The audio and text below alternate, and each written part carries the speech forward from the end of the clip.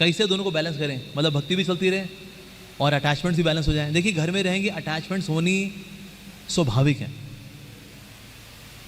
थोड़ी बहुत अटैचमेंट होनी स्वाभाविक है, लेकिन साथ साथ ये भी स्वीकार करना कि अल्टीमेटली हमारे परिवार के ऊपर प्लान किसका चलेगा, मेरा या भगवान का?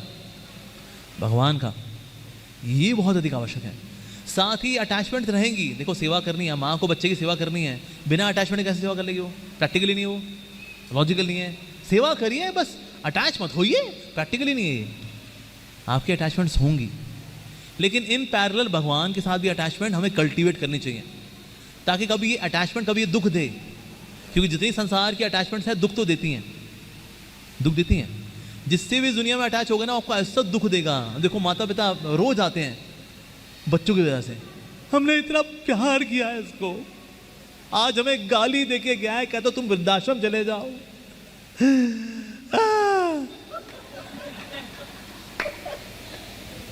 जो पत्नी अपने पति से बहुत प्यार करती है ना, मैं अपने पति की इतनी सेवा करूंगी, वो ऑफिस से आता है कहती है और जी कैसे हो, इसलिए डांस भी करती है। ऐसा सनकी पति मिलता है ऐसी माताओं को, कहता है ले भाई।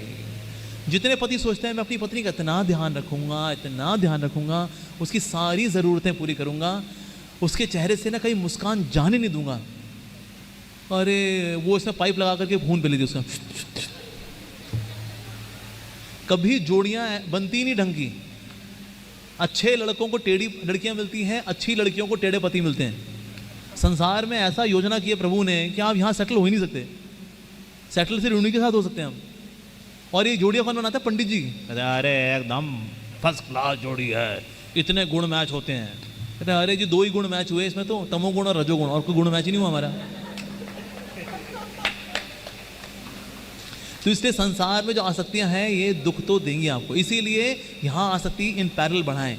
जितना हमारी आसक्ति हमारे रिश्तों के केंद्र बिंदु कृष्ण रहेंगे, उतना ये आसक्तियां डिटॉक्स हो जाएंगी।